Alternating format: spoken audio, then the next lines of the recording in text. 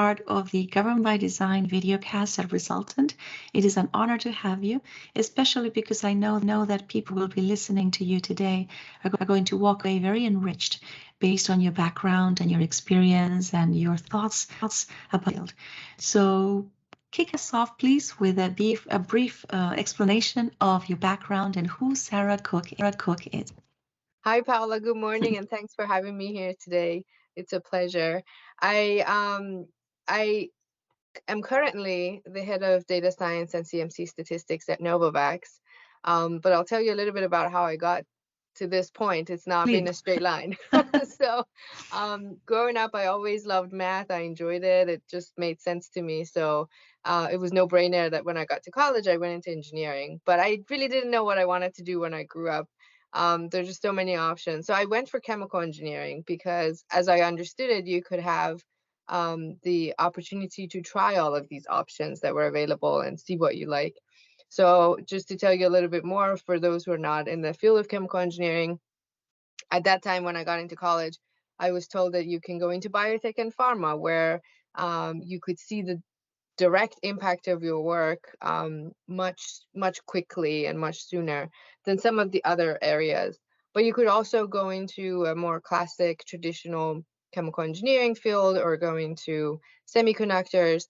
So as I was going through college, graduate school, through different jobs after school, after graduation, I tried as many options as I could. So I went in and worked for a paint company, a dispersion company, polymers. I did my PhD research around fundamental studies to do with biomolecules. And so trying all of these and also working at a biotech company, I really found what spoke to me. And it was really this biotech pharma industry that really intrigued me, and just working on a lot of exciting problems, and you could again see the direct impact of your work. But of course, the underlying themes through all of these were data, statistics, analytics. And so I have tried to really grow with the industry, with the field as well. So I navigated going from really a focus on simulations into application of statistics in biotech and pharma, following also the regulatory guidelines in terms of what the expectations are, and growing with the field. Now I find myself here today leading the team that works on a lot of challenging problems that we're trying to solve through data science. That's very exciting and probably way over many people's heads. It sounds difficult, but at the same time, it as you mentioned, it relies so much on data. So tell us a bit about. So absolutely. I mean, we are all generating data all the time, everywhere, whether it's in our personal lives or at work. So of course, how do we leverage all of this data that we have? Otherwise, it's just going to waste in a way, right? And so what we've tried to do in our team is really understand the business challenges that are within Novavax, which is where I work currently, and understand what data we have available and how can we maximize on that, and do we need to start collecting data in some other areas? What is smart data? How do we build on that? How do we leverage it? And how do we use these data and analytics to make our future decisions, and then use those decisions to collect more data for future decisions, and kind of progressing in that way. How do you help the other units that deal with data? You as a subject matter expert, both in technology as well as in the subject, the craft, if you will, and how do you help them with strategy if you're not the one steering all of the strategy for the organization? Yeah, that's a great question, and that's been one of the more challenging problems, with math and data science and programming. These all are technically more difficult, but once you get it down, it's pretty good and easy to move forward. The more challenging problems are understanding where to focus, how to develop these strategies, how do you engage the stakeholders, how do you collect their feedback, and how do you make sure that that strategy, which could be one option out of many, is really the appropriate one for the organization. So We've actually had the privilege of partnering with external vendors, including Resultant, and really making sure that we're bringing another set of eyes, so we're not biased into the direction, but also leveraging the best practices in the industry, not just in biotech and pharma, but in other industries as well. What are transferable that we can leverage here, and keeping up with the trends, because something that made sense maybe even 2 years ago, it might not be appropriate anymore. And again, so that's a focus from outside in. We're also trying to take a look from inside out. So what is happening within the organization? What are the needs? What are the challenges? Where do we want to be? And kind of trying to map everything and bring everything together. And that is not all that easy in the midst of COVID, right? With supply chain, just the disruptions, everything that we all had to through. You were beginning to build your strategy then and beginning to help the organization writ large. How did that go? I would say a lot of meetings on Teams. And that could be a challenge too, because with so much going on at the same time, and of course, as you mentioned, with the disruptions, everybody has other things on their mind. So trying to make sure that we keep people engaged, collecting their feedback, getting them at their best time of the day, to make sure that we are really inclusive and capturing all the right information as efficiently as possible without having to rework much. But of course, a lot of this had to go through many workshops, still through Teams. We did focus sessions, we did group sessions to make sure that we curate the information that we got and that we validated it, and that we didn't just hear one thing and run with it, but really making sure that it makes sense, it's the right approach. We shared our recommendations, collect more feedback. Is this the right direction or not?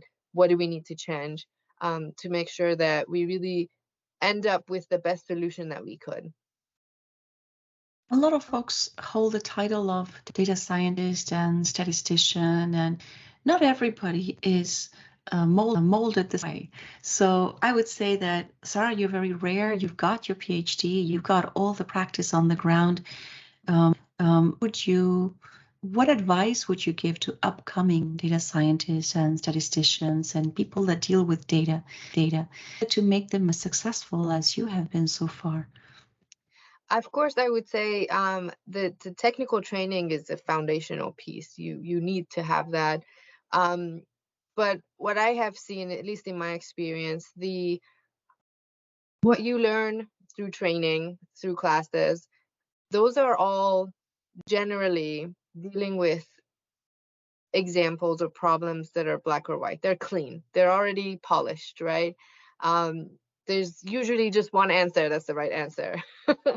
But in real world, that's not the case. So I would say exposing yourself to as many problems as possible, making sure that you keep an open mind in terms of there are other possibilities that you can bring into consideration. If you want your solutions to be meaningful, you have to have the feedback um, and information from the subject matter experts to make sure that this solution you might love and you've spent a lot of time developing is still relevant for them, that it's going to be helpful, it's going to be aligned with what makes sense for them and how they would use it. Otherwise, it's just going to be a really pretty tool that people won't use. So just getting as much exposure as possible to real life examples would be the best way to build on your experience. And where does governance play in all of this? How do you see governance, interconnected or not? Tell me your perspective on that. Yeah, so if we move along, and this I expect happens in a lot of organizations that are new to this field, a team like mine would start developing solutions to help the business unit. You just want to move fast, you want to solve the problems, right? And you just want to move along. But over time, what would end up happening is that if you don't have governance in place, is that you have all of these solutions, they're all over the place, all these different users. There's no understanding of how everything comes together. What is the big picture? How does everything work together? What are the efficiencies? How do you maintain them? what are some of the standards you've applied? If you don't have governance, you're going to apply different standards over here versus in another area. And these could all lead to bigger problems later down the road when you have more solutions, you have more systems. And so governance is really critical in all of this to make sure you have long-term success. And the best way to do it is like to bring in governance early on, so that as you're building these solutions, you're also designing your governance program so that it's aligned and it makes sense and everything is integrated. And so all of these programs develop and grow together, rather than building all of these solutions and then later on trying to enforce governance on it, leading to a high likelihood of failure. So many times you see like CIOs or CDOs or folks in specific or privacy off, where there is this toolkit of the first 100 days of a successful X, right? In that space. Or chief data scientist, that's really the role that you're playing for the organization, although titles vary from one place to another. What are those very successful 100 days that you would say, if you do this, you'll be able to make strides? I would say the first step is really understanding the organization. What is the organization doing? Where are they at? What is the maturity level? What are the needs? And what are the interests? Because you might find that based on your experience or research or help from external partners, you might find that there is a best way to do things. There's a best current state that you want to strive to. But really understanding where's the organization at is going to be helpful to being successful. So in the first 100 days, you want to make sure that you develop a good understanding of that and you start mapping out where you want to take the organization. And at the same time, you need to start to develop a strategy in terms of what are the milestones you would take to get to that point. So that's not going to be just one road that would apply for every organization. It's really going to depend on where they are and where they want to go and what is going to be most relevant in terms of their business challenges, and how can we weave that in with the best practices in terms of data and data solutions. And of course, the other key piece is to make sure that you have built a you might not have that on day one. You might have it already if you're lucky, but you need to have the talent in-house so that you can accomplish all of this great work that you're planning to. So I think the team and the talent is another key piece that you want to make sure you at least have a really solid plan around within the first 100 days. Do you come with an idea already? I mean, solutioning hypothetically in a new organization, if very well-versed data scientist comes in and they bring certain things that they already know they're going to work, is making sure that AI is propagated one of them, or is it not? Is that optional nowadays? Is that a must nowadays? What is your view on that? From everything I've seen in the industry and the trends, it seems like it's a must-have. So I would go with that, but I would always come back to the question of how are you going to apply and get value out of it. So I think really within a given organization to validate that, you need to look for business cases that are going to need AI to solve a problem and test it and see if it makes sense for the organization or not. It's not going to be one solution, fits all. So it could be that you still could leverage AI in an organization that's not as mature, but to a different extent or in a different scope. So it all comes down to where the organization is at again, I think.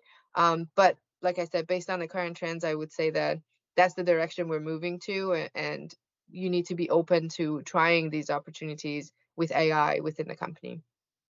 Now that potentially complicates the equation that we normally have of having to rely, one office needs to rely on the other for the quality of the data, right? So you rely on the stewards that have curated the data that have taken the time to make sure the quality is at a level X, at least, that is agreed upon by the enterprise. And then the individuals, the executives that are deriving the insights from the data you provide are hoping that everybody down the line that due diligence. But what does it take really to make sure that the quality of the data is high enough so that those very key executive decisions are on the rack? What would that recommendation be from you? That really requires everyone within the organization to understand. Level one is understand and appreciate the impact and value of having good data quality that you can trust. And then level two is for them to be invested in it so that they actually participate in maintaining the data quality. So although you can have an office to coordinate all of these efforts, you still need the folks, the stewards, their colleagues, everyone really at the end of the day to have part in making sure that through crowdsourcing in a way that the data quality is maintained, and ensuring that as the data is being generated and being fed into various reports and analytics, that the quality of those analytics are also maintained. And so it could be as simple as just checking, right? Spot checking or auditing some of the data from the source, or in the analytics, does this make sense, right? And just continuing to contribute to that curation to make sure, because as you get more data, right, even if you have the systems built in, and which would be tremendously helpful to make sure that you are putting all the barriers and all the lines so that things move along the same line and the data quality is maintained, always something could go wrong. Something could happen. There could be a new thing that's getting added to the data source, and it could change things. So we constantly have to make sure that we're checking, not just as a data steward or a team, but everyone who is having a part in generating the data or using it in any way. And what has been, would you say, the most exciting part of this so far? You're very young, you've got a long way to go in your career, but yet you have accomplished so much. So for the and wanting to get into this space or get better at this space, what would you say that you have found it very thrilling and that you would recommend for others to follow?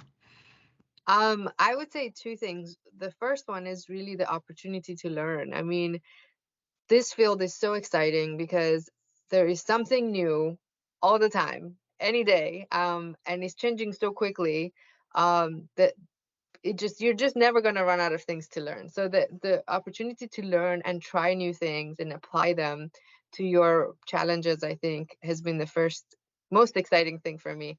And the second is really seeing the application of your work and the impact of it right away. So you start with a project, whether it's big or small, you try to apply your learnings, research, learn new things, apply those, and you can see the impact right away. Did it work? Did it not work? What can I do differently? And it's just very engaging altogether. It sounds wonderful, and you make it sound easy, but I know it is not. Thank you. Any last thoughts for those listening today? Always challenge the status quo, whether it's through the business challenges that you see or through data. Always try to ask what else could be done, and always keep an open mind to what else could be an option. That sounds wonderful, Sara. We would like to ask you to come back and join us again, and maybe for the next round, focusing on a particular problem that we solve. And that, I think, would just give an audience an opportunity to listen to you again and learn more from you. Thank you much for being with us today. Thank you, Paola.